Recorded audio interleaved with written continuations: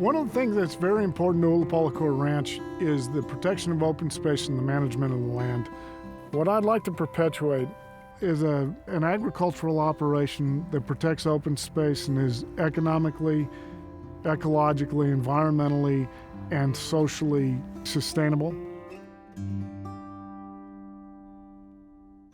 This land has been in agriculture for 150 years.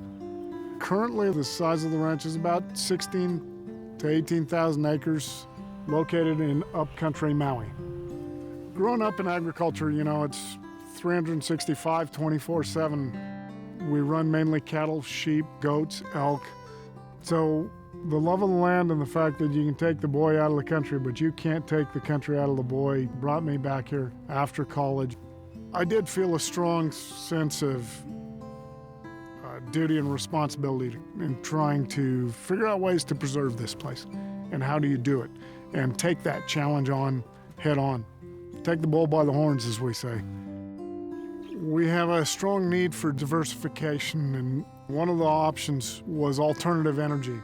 And one of the main options there that was available to us was a wind farm.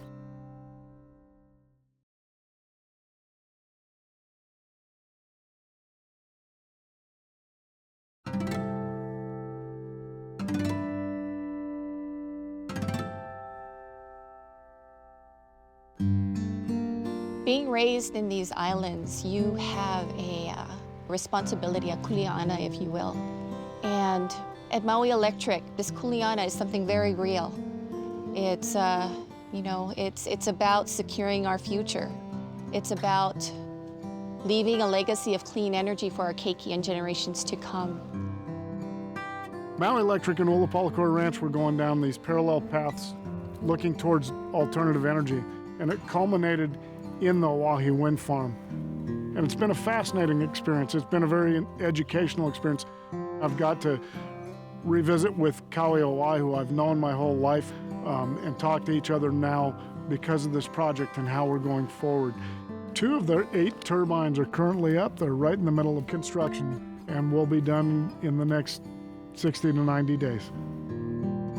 Ulupalakua Ranch, Sumner Erdman and his family have embraced this responsibility, just as we have. And so it seems very fitting that Maui Electric is able to partner with a local ranch, a local company, to be able to make good things happen and to make sure that together we're doing what's right for our Maui community. My dad's vision of Ulupalakua is probably not very different than mine. Our vision is to try and preserve it as long and as best as we can. And the Hawaiian electric companies have the same goals that we have, this ethical goal to make sure that these things are done perfectly, that it's done in a way that is sustainable for the island and good for the whole community and good for everyone involved. It is really the right thing to do.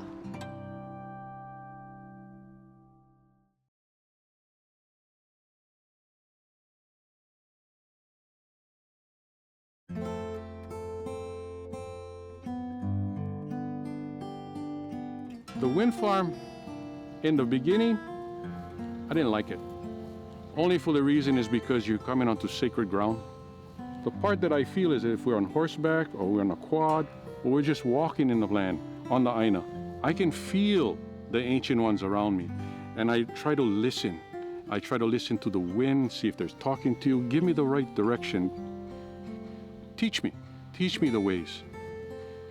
Hawaiians in the old days utilize the sun, they utilize the kamakani, and the kamakani is the wind. So all we're doing now with a wind farm is basically, we are giving the kamakani, we're giving life to maybe 10,000 homes. And this 10,000 homes that we're giving life to, it's all pure and natural. It's a given. It's the kamakani, the wind. For us, preserving the culture, the history, the open space, the integrity of this place is extremely important. What I'd like to have here in the long term is a healthy landscape. It's sustainable for humans, it's sustainable for agriculture, it's sustainable economically, and it's a positive place. I get to walk around here and feel and embrace everything's around me. Sun, the kamakani, the cattle, the horses, the birds. I get to listen to that. And this is what I love so much about it. I'm just a steward of the land, just passing through. And I want to be the best steward I can. And when I leave, somebody can say, hey, you know what? Jimmy did a pretty good job. I go, malama pono da aina. I'm going to take good care of it.